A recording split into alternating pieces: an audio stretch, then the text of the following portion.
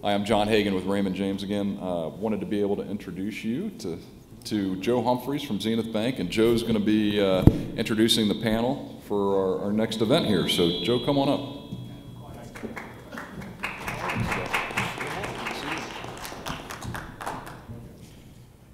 So I'm Zenith Bank, the bank you never heard of. There's 3 people in the room, so nobody will still have never heard of it.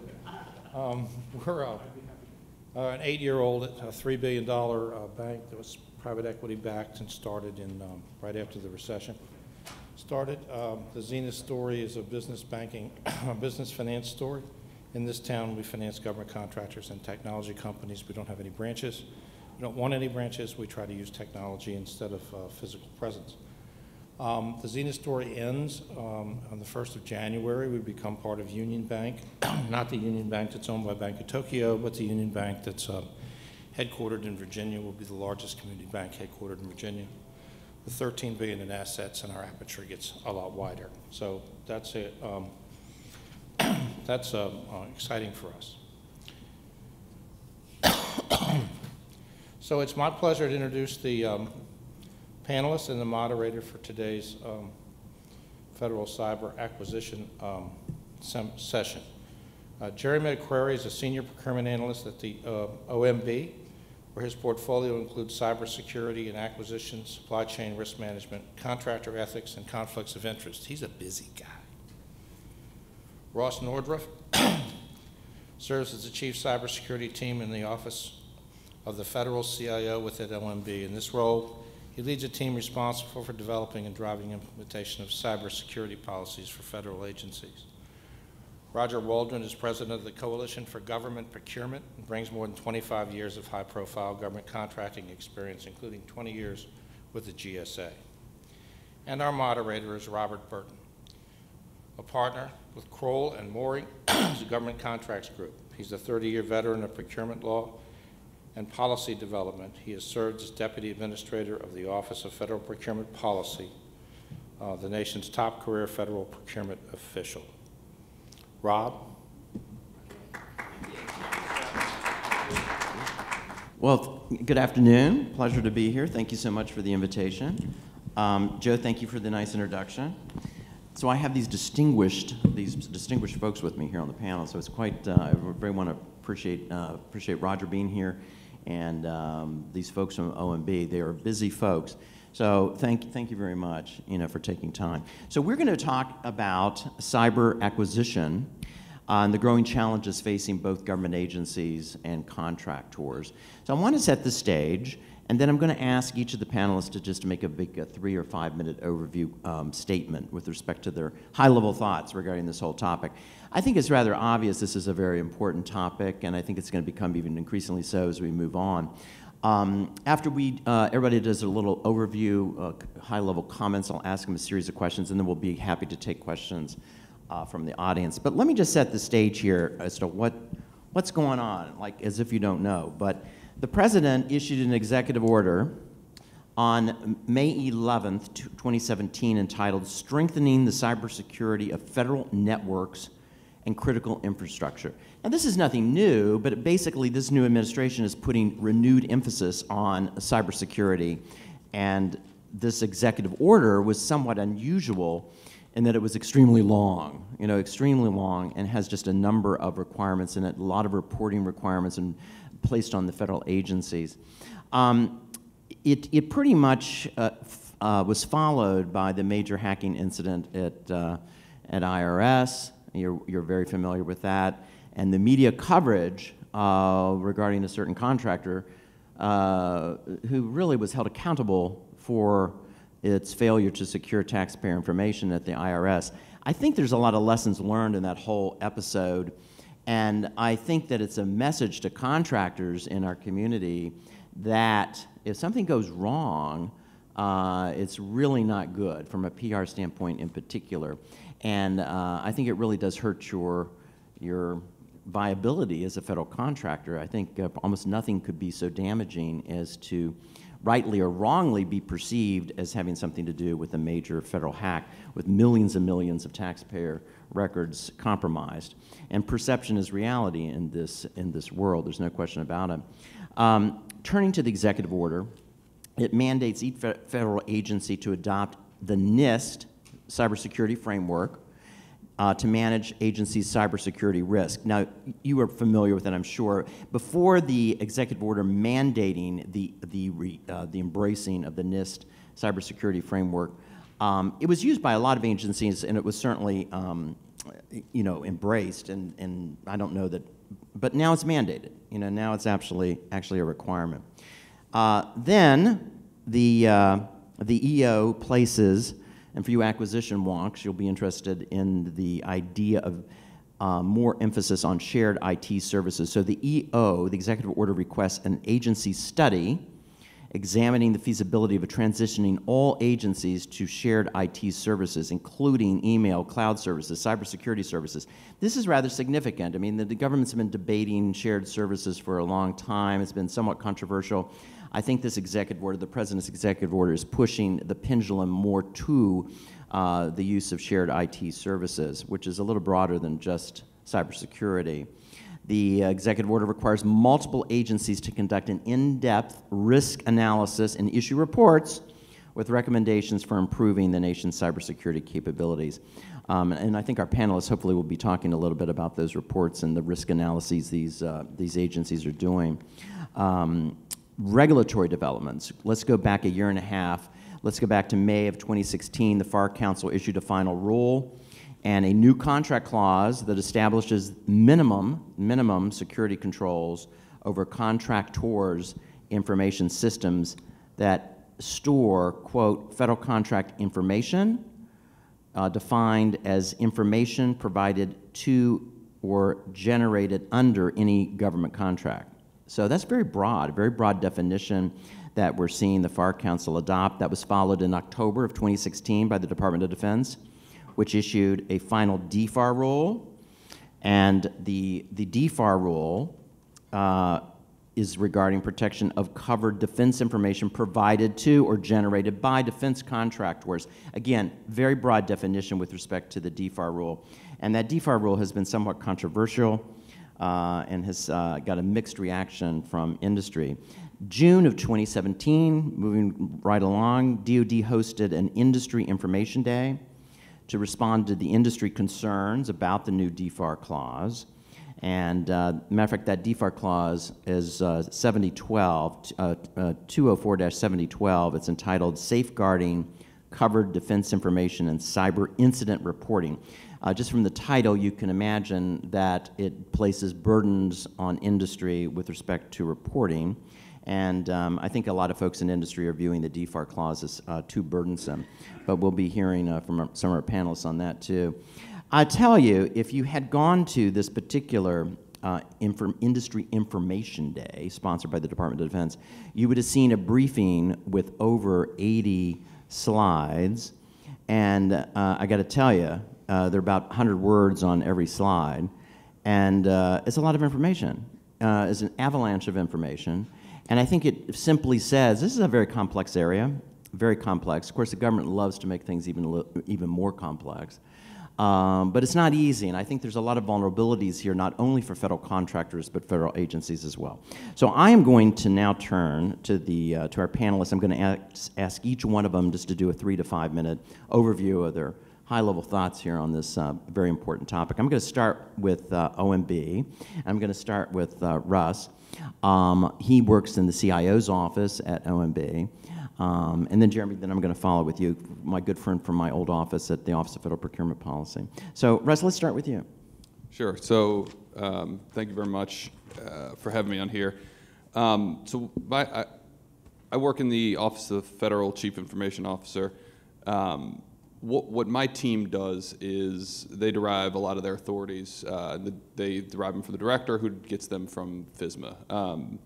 So what we do on our team is we write the policies that you see, the memos, the circulars. We do oversight and implementation of those policies, and then we do incident response work, interagency incident response when it impacts an agency. What does that really break down to? So we have oversight of government-wide cybersecurity programs. We work with DHS closely on programs like continuous diagnostics and mitigation. We work closely on FedRAMP. We work closely on the TIC policies and the implementation of those and how they relate to cloud security. Then we work with agencies and the CIO Council to reach across the aisle, work with the CAO counterparts to implement those policies, whether it's procuring services from contractors in the vendor community or whether it's receiving those services from in-house offerings that DHS puts together. So broadly, cyber contracting, where are we coming from? What are we doing? So the way that we look at it and the way we like to see our CIOs and our CISOs interacting with their CIO counterparts is in two ways. One, it's baking security into everyday IT contracts. Whether a good example of this is the switch from networks to EIS contract. Making sure that security is part, not necessarily all, but part of the offering that is written into the initial contracting. The other way is to contract for specific services. So Department of Homeland Security right now offers assessments of high-valued assets. So the policy, the high-value asset policy came out of our office. We work closely with DHS to oversee that particular program. And one of the things that we've done is we've brought in GSA to work closely with DHS to set up a HACSINS contracting vehicle that augments the work that DHS can do. So DHS offers services to assess the high-value assets. If for some reason DHS can't get to you, or if for some reason your timing for receiving those services doesn't match DHS's, they can then go and procure similar services from that HACSINS contract. So those are the two ways that we focus on cybersecurity contracting in our shop. What are we doing now? How does this play into what we're doing moving forward? What you all have heard and you've seen in the draft IT modernization report that was out for public comment not too long ago is that we are moving. We are moving towards shared services, like Rob said, email, cloud services. What are we doing from a contracting standpoint? We right now are looking, and this is a very high level, we are looking for the vendor community to work closely with agencies and the CIO community to help them feel comfortable moving to cloud. What do I mean by that? I've recently had conversations with CIOs and CISOs where they say, look, you know, security moves very fast. DHS will issue an update. A vendor will come out with a vulnerability report. And sometimes the mitigations for those vulnerabilities are things that if we offload our infrastructure or we offload our software applications into the cloud, we then have to go back to the vendor and say, hey, can you turn off this port? Can you do this? Because we don't own that anymore. And that makes me, the CISO or the CIO, nervous because at the end of the day, I assume the risk. Am I going to get nickel and dimed for a binding operational directive that DHS puts out? So we collectively, industry and government, need to work together to understand how we write security into contracts so that it's flexible and agile going forward. Great, thank you so much. Jeremy? So probably unsurprisingly, you'll hear me either echo or emphasize a lot of the things that Ross just said. I think it is, this is a very big topic. Cybersecurity and acquisition touch in a lot of ways. I sort of think about it in two big divisions, which I think he alluded to. One is when the government is actually buying cybersecurity products or services, and the other is the push to really integrate understandings about cybersecurity risk, understandings about mitigation, and steps to avoid cybersecurity threats, baking that in throughout the process, and thinking about it really as part of a broader supply chain risk management effort. So most of my work is in the latter bucket, as OFPP doesn't have a role in direct purchasing of things, but we do have a bit more of a role in helping to implement or sort of see that agencies are appropriately implementing OMB guidance. So that's one of the areas where we work a lot with the CIO's office and with our agencies. I think, you know, as we recognize, as you've heard throughout other sessions earlier today, as Grant said in the keynote, you know, this affects everything. If you're buying an Internet of Things device to plug into your home, what do you know about the security there? Similarly, if an agency decides it needs something like that, what does it need to think about when it's crafting the procurement? And we certainly don't want to try to make our procurement folks cybersecurity experts. It doesn't work that way. And we have to sort of resist the common urge to just put it in the FAR, which isn't always the best solution to things, even though it's often the most direct, because that is a place where you can make something happen. But what it really takes is working well and together across the different parts of the organization, both at the OMB level and at the agency level. We have tens of thousands of contracting officers supporting multiple times that many requirements offices out there. Very few of them are cybersecurity experts, but they need to know who to talk to. They need to know what the processes are and what they need to go through when they need to talk to their CISO's office, when they need to follow a process to get a better assessment about the risks they might be bringing on board to their network. So I think beyond that, I think it's also just important to emphasize that we've heard a lot, and Rob mentioned again, the risk that these things pose to businesses, which is very true. It can be an existential threat to business, but it's no less serious with the government. For the government, in many cases, we have a sort of monopoly on services. You can't get a Social Security card anywhere else, and if you want to file taxes, you have to give your personal information to the IRS. You have to give your personal information to the State Department if you want a passport. So when the government fails in this regard, it weakens government trust. I was actually away from OFPP for a couple of years working with the OECD, international organization, and one of the things they were strongly focused on was trust in government. And this is an area where, among all the others, erosion can come very quickly and very seriously. So it's something that we're taking very seriously, and I'll stop for now. Yeah, I'm very jealous. Jeremy got to spend 2 years over in Paris with the OECD, but I got at least, I think I got 3 days. When I was in the government, I chaired some panel on improving international acquisition, which is really what Jeremy's doing. It takes a while to get those things going. I think that was in 2006, Jeremy. But the OECD was trying to work with different countries, especially developing countries, in improving their acquisition systems. And I'll never forget this gentleman from one country, I can't remember which country, said, hey, you people in the United States, you have all these rules and regulations, and it's very interesting, and I suppose it is a model for all of us, but we really are only we only care about one thing, and that's to prevent bribery. That's what we're focused on, is preventing bribery. So yeah, they have a long way to go in some of these countries. Roger, so let me turn to you with what's going on here with industry. I think you picked up, Roger has an incredible background, 20 years at GSA. A lot of this came out in his intro, but some of you may not have been in the room, but over 20 years at GSA in a number of different positions, both legal and non-legal. He was a deputy chief acquisition officer there. Now he heads up the Coalition for Government Procurement. So he's really in a position here on this panel to talk about the industry perspective, if you will. Roger, your thoughts.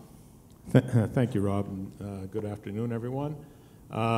And I guess, first of all, I would commend OMB and the administration putting out the IT modernization plan, providing the public an opportunity to provide feedback on it. And also, I think from industry's perspective, or at least what I hear, when we talk about shared services, and I guess I'll tackle that first because I was brought up a little bit, from a procurement perspective, and I am by vocation, at least previously, a procurement attorney. Just looking at the way shared services is being implemented, I think there's opportunities, but right now I think there's a lot of challenges.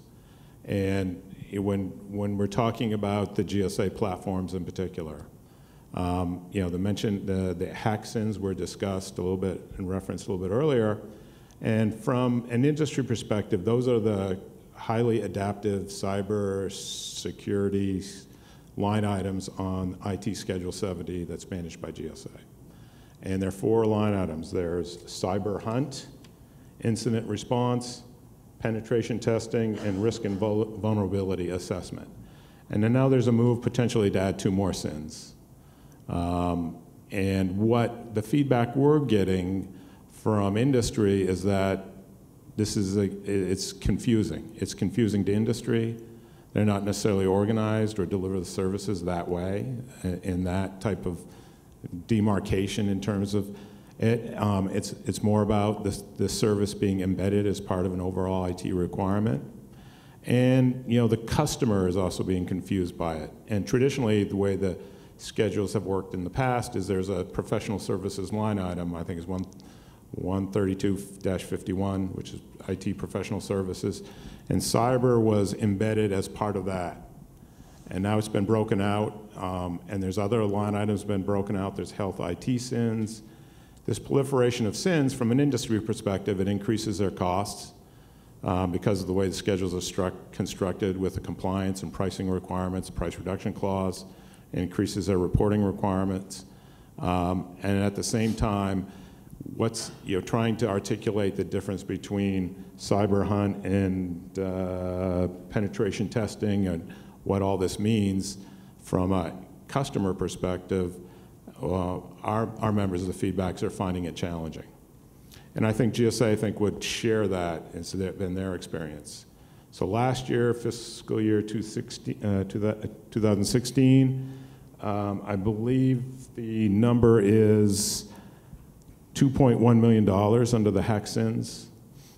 And that's a program, the IT Schedule 70 is approximately $14 billion IT contracting program.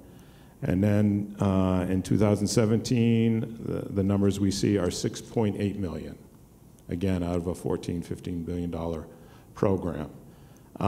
So there's either needs to be better education, coordination across the agencies, or maybe thinking about, how to go to market more effectively and efficiently, looking at what commercial best practices are.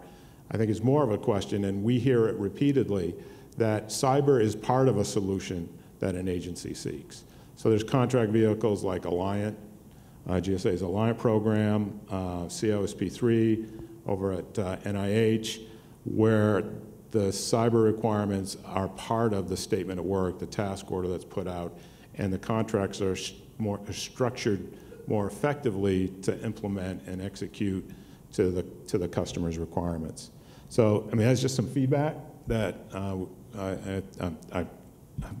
glad I have an opportunity to share with regard to that. So, and our goal is to work to make it work from an industry perspective, to make it work for the customer. And this is just some feedback on looking at that in terms of that shared services approach from a procurement perspective. Also, I just wanted to think about this, and the NDAA is going through the House right now. The conference is done, and there's some interesting provisions there.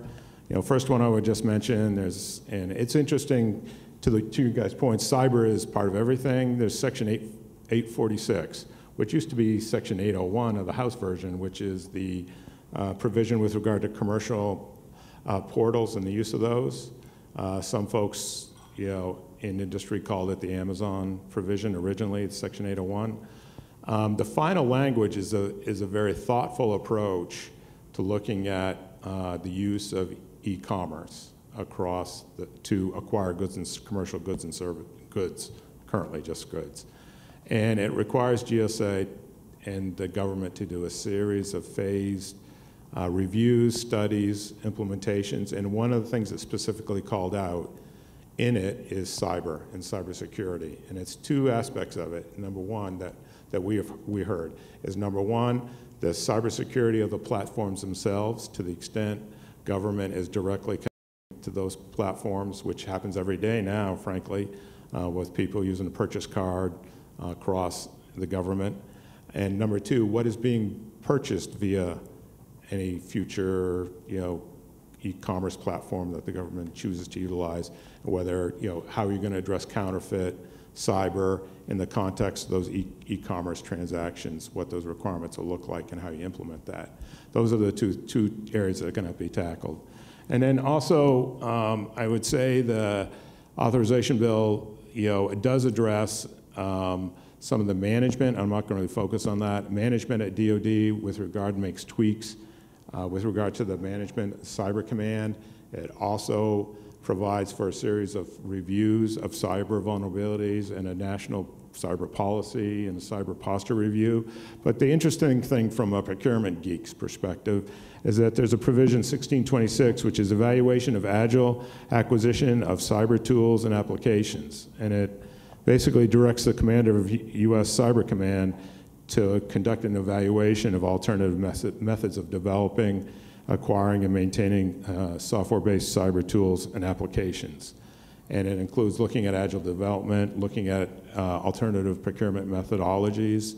And again, this is, what you're seeing is the government's becoming more focused and organized around addressing cyber. It's looking for ease of acquisition of cyber. This reflects that. And then the last piece of it, this isn't all of it, but the other piece is the funding, right? And that's where the IT modernization language that's in the NDAA, that was a separate standing bill at one point, which is included in the final version, which establishes the sort of revolving fund at Treasury for IT modernization projects, which includes addressing cyber as part of that, and providing a flexibility for the government to identify modernization projects at various departments and agencies and make investments using the fund to tackle those things, trying to get some flexibility around the contracting, around the funding, and a management focus. We're sort of at the point where we're done doing all that stuff, and now it's going to get into executing. And with that, I'll leave it. Oh, that's great. I appreciate that, Roger. I'm telling you, nobody can really stress the importance of this whole issue. And people like myself who are actually victims of this cyber hacking. Just this week, I'm on the phone with my bank, somebody trying to hack into one of my accounts. And he had everything on me. He had my birthday, had my social security number, knew everything about me. That was truly remarkable. And of course, all my stuff was in the OPM files too that were hacked. So I think that this is going to become more and more of an emotional issue for the citizenry as well as the agencies and government contractors. Turning to Russ, some of this may be repetitive of your opening remarks, but I wanted to turn back to the President's executive order, because as I remarked, I've seen a lot of executive orders in my time, and this one was different in the sense that it was incredibly lengthy and has all of these reporting requirements that I thought were like, wow, who's going to keep up with all this? So I was wondering what's going on over at OMB with respect to implementing the President's executive order. If you can just sort of go into more detail with respect to what OMB is doing to ensure the effective implementation of that executive order, and how are you tracking all of these reports that are due, and are these agencies actually submitting any reports yet? And I think you mentioned DHS, but what agencies are on tap here to produce? So a lot of things. I want to take it one by one. So what is OMB responsible for? So if you read the executive order, there's 4 different sections. One deals with federal cybersecurity, one deals with critical infrastructure, one deals with kind of how we deter, and then the last section is workforce. So OMB is on point for the government-wide risk assessment of federal agencies.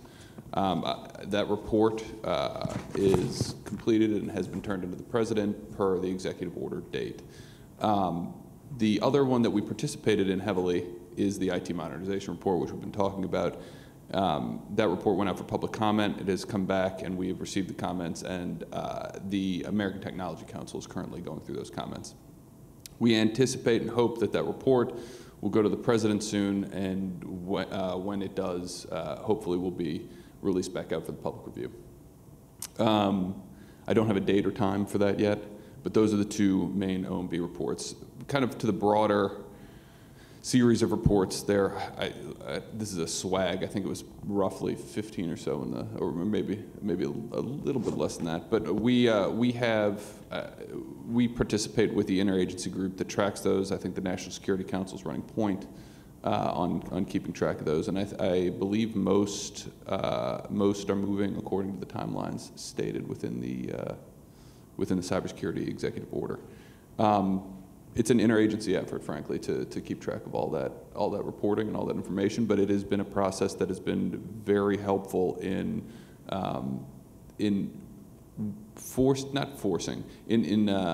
assisting interagency discussions about topics that are new. Right. This is very much a greenfield for policy, whether it be acquisition policy, cybersecurity policy itself, or financial policy, the way that we budget for these things.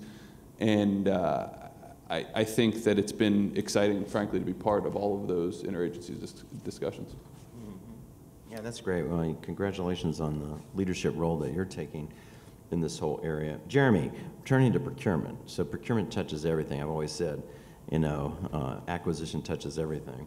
And what are the contracting tools that are available out there? I think maybe Roger alluded to some, to really help these agencies address the growing cybersecurity risks that they're facing.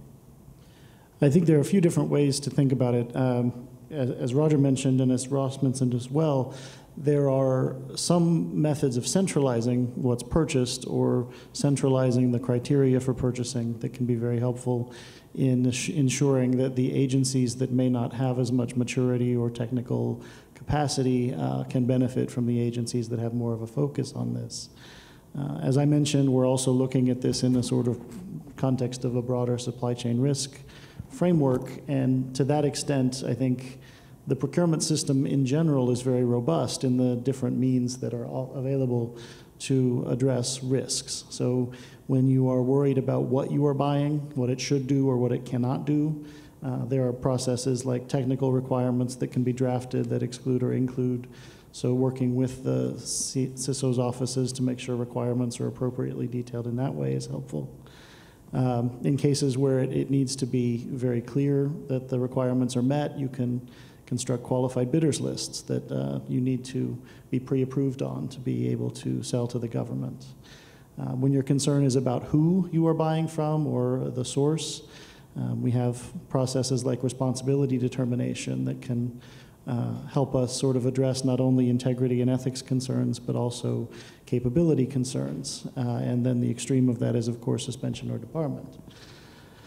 I think that then in this particular space, Roger mentioned the NDAA, in addition to some new requirements in this space there, various agencies operate under a number of specific statutory obligations with respect to procurement and cybersecurity. So in the appropriations bills for the last few years, the science agencies, Commerce, DOJ, NASA, NSF, have all been operating under a provision that requires an additional risk assessment for anything IT related. The Department of Defense, the Department of Energy, and the intelligence community have a provision that would allow them to create technical requirements that would, evaluation requirements, that would allow them to exclude on the basis of information they can't share, which is a different approach to the kind of due process that's normally available in those contexts.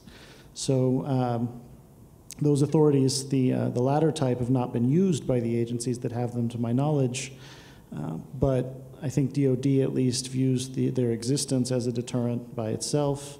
And I know that GAO looked at the Department of Energy, their authority, and asked for some more information from that agency about under what circumstances it might come into play. So I think that's something we might see more interest in moving forward. But I think if we do a better job of getting some of this right up front, then the need for that kind of authority is a lot less pressing. So.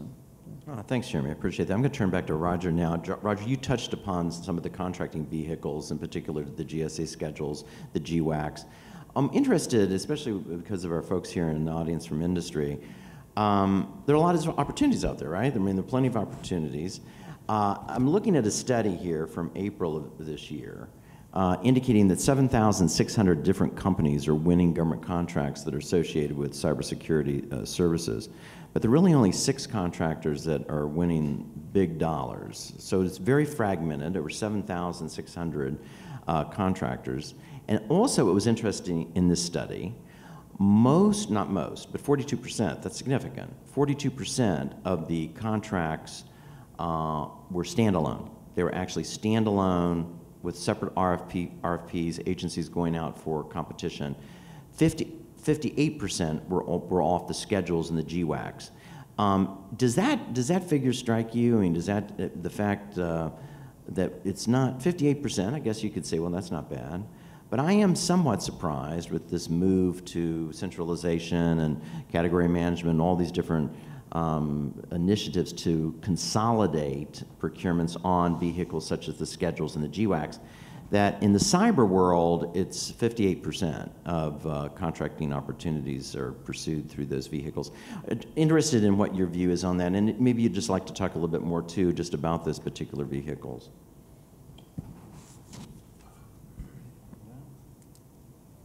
I have to say, I think 58% is a pretty good number for the government in terms of using pre-existing vehicles. And I guess I'll try to answer it from our members' perspective, and I'll take a step back and talk about those contract vehicles and shared services, and that 58% or 60% of 7,000 companies or contracts. So that still means there's 2,000 or 3,000 separate contracts that are being awarded. What's the right number? I think that's a hard thing to balance. One contract obviously isn't the right number. None of our members feel that way, but also thousands of duplicative contracts for the same or similar services is also not the right number. And trying to work through that, balancing the goals of trying to centralize or leverage spend, but at the same time recognizing the unique missions of different agencies is like threading the needle. And from our perspective, the government-wide contract IT vehicles, whether it's NIH's and NASA SOUP, GSA vehicles, or the schedules, the IT GWACs and the schedules, they're going to play a big role of that. They already do play a big role of that. And then in the department, you have contracts that are coming online, like Encore 3 and others that are shared services models that are used beyond DISA, obviously, across worldwide. Trying to find the right focus on that.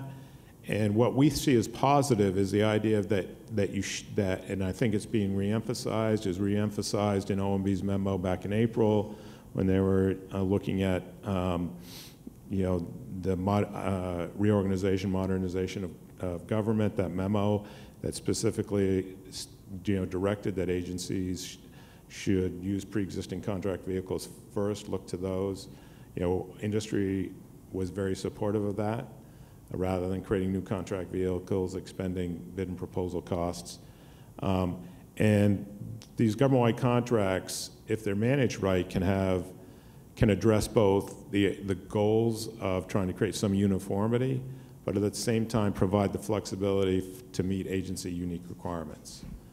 And that's the value, in large part, that industry sees in them, because they can provide a channel to agencies. They reduce their costs, the transactional costs, because a task order competition is much less onerous than doing a new contract each and every time.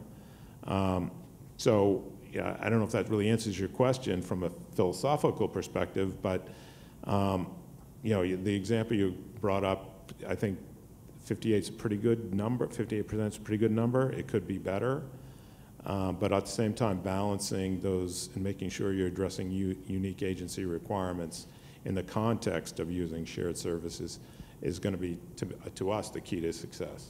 Can I add one more thing on there? It's the last piece of the puzzle is the quick rate of change for that too, right? The agile process. So it's requirements that shift rapidly. So that's one of the things that really is one of our sticking points right now when we're trying to force more centralization of contract vehicles or usable contract vehicles, is that we have a moving target that we're constantly trying to hit. So again, this administration has been nothing but open to working with industry to try and fix that and solve how we do that. We ask for your help in that. This is a good segue to you.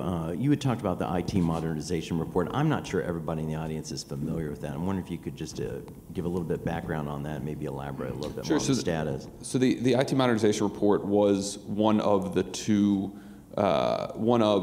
actually, I think it was 3 deliverables in the federal section. The other one was a DoD risk assessment and management report. They came out of the EO. So government-wide risk assessment, DoD risk assessment, IT modernization report were in came out of Executive Order 13800. The IT modernization report is unique out of the executive order because it goes from the director of the American Technology Council to the president. It's a report to the president from the ATC. It's the only one out of the executive order that does that. it's also unique in that it was open for public comment. I think it was September timeframe? Late August. Late August, early September, we put it out for public comment. We have lots and lots back, which is why we're still going through them right now to figure out how to best to incorporate them. But it covered a broad range of things. It was focused on the security of IT modernization. What do we get as we modernize our infrastructure? And it focuses on how security is part of the stack of efficiencies that we will get as we move to a more modern IT infrastructure. One of the key things it talks about, in addition to how we fund it and how we go about purchasing it, is that there are many different parts of federal-wide cybersecurity that play in the IT modernization game, whether it's again, going back to what I said at the beginning, servicing IT infrastructure and services for security, or baking security in at the ground level of purchasing of those new services. And we have people who are still, and you've all heard this before, we have people who are still programming using COBOL at some of our departments and agencies. There are, frankly, I think that there are security gaps that were security gaps that are probably no longer security gaps because people can't even code in the language anymore. So, I mean, it's gone through an aggressive life cycle. But the IT modernization report is focused on getting the government to move to centralization of services and move to more modern architecture. So modern network architectures, and then cloud services, frankly. When Rob was saying earlier, cloud email, I think that was called out specifically because it's something that we feel that agencies can move towards quickly and rapidly. So, and it's a good example of something that's ubiquitous across federal government that people depend on every day. And if we can get that right, there's some best practices to be taken from that can be used in procuring other services as well. Oh, that's great. Thanks. Appreciate that. So, Jeremy, let me turn to procurement, our favorite topic. So, the procurement system gets a lot of criticism, right? I mean, what is OFPP's view on how maybe the acquisition system could be improved to really enable agencies to address their cyber risks better? So I think that a lot of what Ross said again is relevant here, and I will reiterate from my first introductory comment. A good part of it is getting the requirements right, and in this space that means defining the requirements in a way that changes flexibility, the ability to deal with changing circumstances and moving targets doesn't mean the need for a 2-week process for a modification, or doesn't mean a need for a 10% cost increase. So thinking through that way, the way in which those things can be better implemented, I think is really important. And I think to that extent, I don't think the acquisition system requires a lot of change. I think we need to do a better job of taking advantage of the flexibilities in the acquisition system. A couple years back, this was while I'm away, so I'm not as familiar with it as I should be, but I know there was a sort of tech FAR handbook issued that was designed to illustrate the way that the flexibilities in the FAR and the procurement process can be used to craft agile acquisitions that do sort of provide for flexibilities that attorneys and contracting officers in many agencies really don't think or didn't think were possible. So I think spreading the word, getting the word out in that regard is incredibly important. I also think it means making sure that the requirements are defined and developed appropriately, which again means better communication between the people in an office somewhere who are buying something that they're about to plug into the network and the chief information officer, chief information security officer at the agency that have risk management responsibility for that network, and then the procurement person who's going to actually be sort of issuing the contract. I think that we get a long way toward where we need to be, not just in this issue, but a lot of issues, if we get a better handle on defining our requirements in the right way. Yeah, I think that's right. I think that's probably the number one challenge of our procurement system. Let me, I don't want to leave the audience out here. Let me go ahead and ask you folks if you have any questions of our panelists. If you want to go to that microphone, it's in the middle of the room, that might be a good idea. I can barely see it, the light's a little bright. All right, I think we have a taker. Yes, sir. I'm a taker. And thank you for being givers. This has been a great conversation. I wanted to ask the panel for their thoughts on, DFARS, NIST 800-171. We talked about the agencies doing the procurements, all their flexibility of making sure it meets the requirements. We're all out here in contractor land. We're all affected by this. We want to be secure, but being secure doesn't matter if we're not competitive to get a contract. So if I'm a little guy, I'm looking at what's my minimum investment to make sure that I'm good to go. So it begs the question is, are there going to be standards for demonstration of due care and bodies of evidence? Is there going to be a NIST 800-171 audit? If I pass the audit from agency X, is this my guarantee that I'm good to go elsewhere? And then eventually, how far out is it before there's a protest that's upheld where the protester says, of course I wasn't the lowest price. I have appropriate 171 in place, and I challenge you that the winner did not. So if you could comment on that. Oh, there you go. Who wants to take that? I can take a start, but it's probably not going to be a very satisfactory start. So I can say, my background is procurement. I'm a procurement analyst. I don't know a lot about the cybersecurity details. I know enough to read through the NIST guide, and I understand the concerns from industry about the controls in the DFARS rule, the scope, and the, I suppose, rigidity is maybe one way to say it. I know, as Rob mentioned, that there was something of a controversial process as they went through implementation of that rule. One of the things I do work on in my role at OFPP, though, is development of the FAR cases that push forward things like the Controlled Unclassified Information Rule. And one of my colleagues working on implementation of the Privacy Breach Memo Rule, which will include some additional reporting requirements and technical requirements as well. I think that the best I can offer at this point is really just to fully engage the public comment period to the maximum extent possible. That means not just pointing out where we have problems, but if you see ways that you can suggest that we can do something in a more effective way. I know it's often hard when we get comments from the sort of organizations of contractors that have to sort of be boiled up, but any individual that wants to talk to us or wants to submit a comment with an idea about a different way to structure something, a different way to monitor something, a different way to go about ensuring that the same level of security is met, the same risk mitigation is in place in a way that actually works better for the vendors. We always want to have those conversations. So, like I said, I'm not from DoD. I can't say much about the DFARS rule. I think Roger could give us a perspective on, some of his members that would be much like what you've put forward. But from my side of things, I would just reiterate, we often hear this won't work for us. We much less often hear, can you do it this other way, or, so that would be helpful. Roger, did you want to jump in?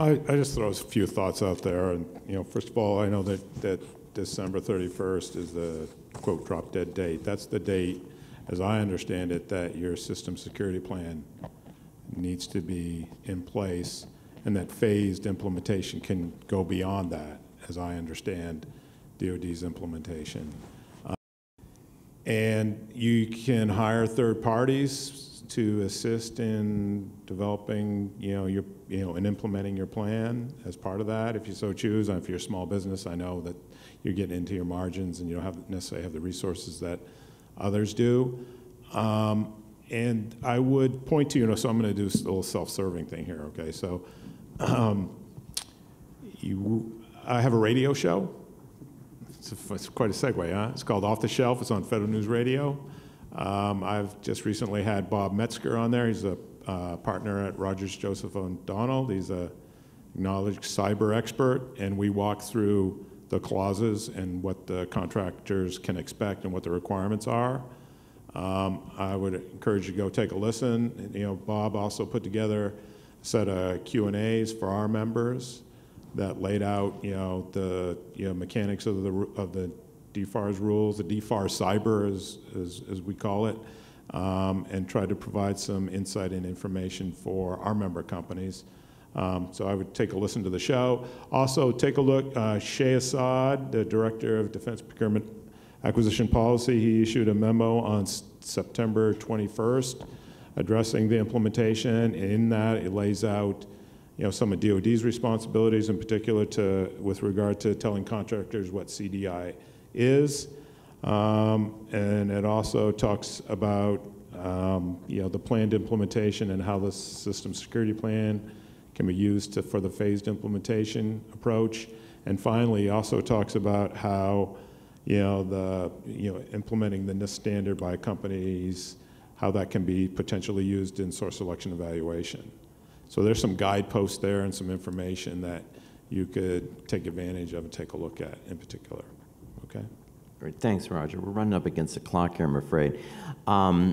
We will be around to answer questions if any of you would like to come up after the program. I do think there's one theme here which I want to highlight as a general theme, which many of our speakers have mentioned, and that is that industry really should be very active in trying to make recommendations, not only in the area of cybersecurity, but really in acquisition reform, generally speaking. I think this is a great time. I think you have an administration that really wants to make the acquisition system simpler, more efficient, more so than maybe ever before. You've got a Congress who's looking for initiatives. As Roger pointed out, Title 8 of the NDAA is full of acquisition reform provisions, some that you may like, some you may not like.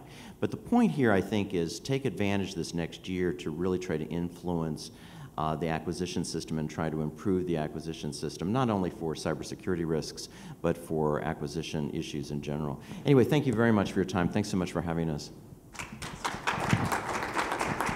Thank you, Rob, and thank you, panelists.